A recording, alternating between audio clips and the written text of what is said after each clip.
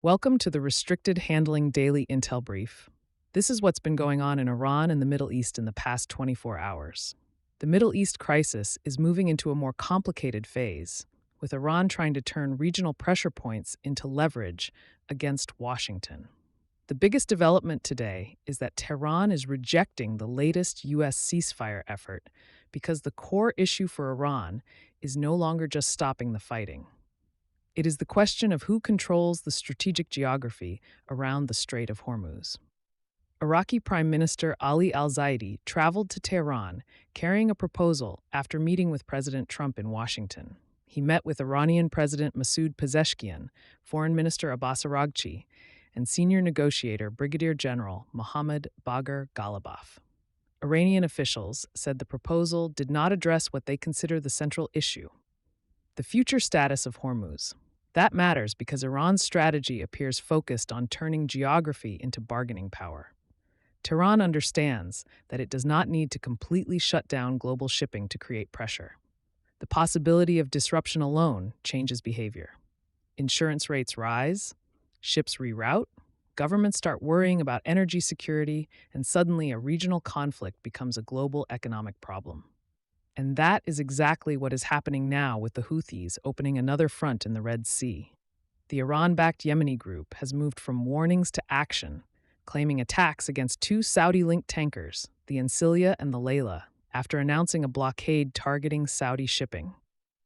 Saudi officials confirmed the Ancilia was hit and caught fire, though the crew was safe. The significance here is much larger than two ships. Iran and its partners are now applying pressure against two major maritime chokepoints at the same time: Hormuz and Bab al-Mandeb. Those waterways are critical arteries for global trade and energy shipments. This is the kind of development that makes markets pay attention very quickly. Oil prices pushed back above $100 a barrel, shipping companies began reassessing routes, and some vessels avoided the Red Sea entirely rather than accept the risk.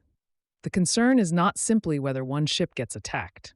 The concern is whether shipping companies decide that the entire region is too unpredictable. That is where the strategic impact comes in. Iran does not need to win a conventional military contest against the United States to create problems. It can use partners, geography, and economic pressure to raise the cost of the conflict. New reporting also provides more insight into the relationship between Tehran and the Houthis. Reuters reported that Iran sent IRGC commanders, military advisors, and missile and drone-related equipment to Yemen on July 13th. According to sources familiar with the matter, between 10 and 21 IRGC personnel were on a Mahan air flight originally headed to Sana'a before being diverted to Hodeidah after fighting near the airport. The reported mission was to support Houthi operations and provide training on new missile systems. Iran and the Houthis deny the allegations, but the timing is notable. The reported deployment came shortly before the Houthis announced their Saudi shipping blockade and launched attacks against vessels. Meanwhile, Washington and Riyadh are dealing with a separate but equally important strategic issue: the future of Saudi Arabia's nuclear program. The U.S.-Saudi civilian nuclear agreement announced this week was already controversial because nuclear technology in the Middle East is never just about energy. It is about influence, prestige, and security calculations. President Trump added a new condition, saying the agreement would depend on Saudi Arabia joining the Abraham Accords and normalizing relations with Israel. That immediately complicated the deal, because Saudi Arabia has long tied normalization to progress toward Palestinian statehood. The Saudi government has not publicly responded, but the dilemma is obvious. Riyadh wants advanced nuclear capabilities and closer ties with Washington, but it also has domestic and regional political considerations that make normalization with Israel extremely sensitive. The agreement also raises broader proliferation concerns.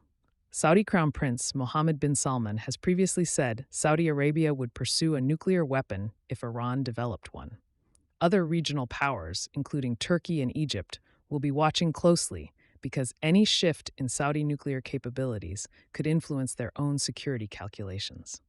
The big nuclear debate is whether U.S. involvement creates more stability by keeping Saudi Arabia tied to American technology and oversight, or whether it opens the door to a broader regional competition for nuclear capabilities. At the same time, the U.S.-Iran military confrontation continues, but the strategic question is increasingly about endurance and escalation control. President Trump said he is considering a much larger strike campaign against Iran, describing a potential operation as a massive attack. Iranian officials have warned that a broader U.S. campaign would trigger expanded retaliation throughout the region. The United States has continued strikes against Iranian military infrastructure, including missile, drone, maritime, and air defense capabilities.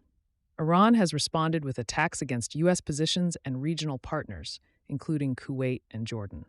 The important takeaway is that Iran's military capabilities have been degraded but not eliminated.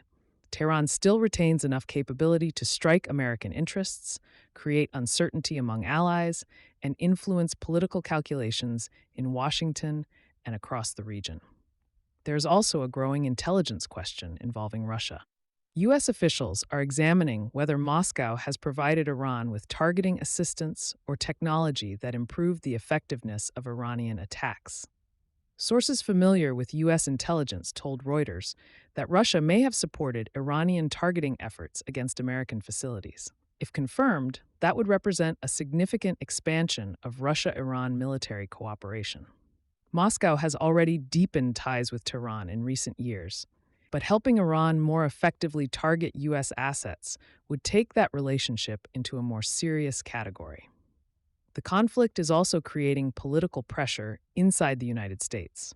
The House passed a War Powers Resolution seeking to limit continued U.S. military action against Iran without congressional authorization. 4 Republicans joined Democrats in supporting the measure, showing that concerns about the duration and direction of the conflict are spreading beyond traditional partisan lines.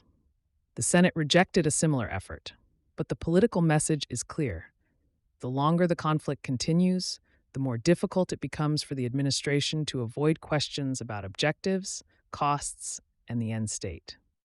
Finally, the regional pressure campaign is extending beyond Iran and the Gulf. The IRGC warned that bases used by U.S. forces could become legitimate targets and specifically referenced British facilities. The United Kingdom responded that its armed forces were prepared to defend against any attack, while maintaining that its support for U.S. operations remained focused on defensive missions. Thanks for listening. The headlines will keep coming, so we'll keep sorting signal from noise. Find the daily written brief at restrictedhandling.substack.com, and we'll be back with more tomorrow.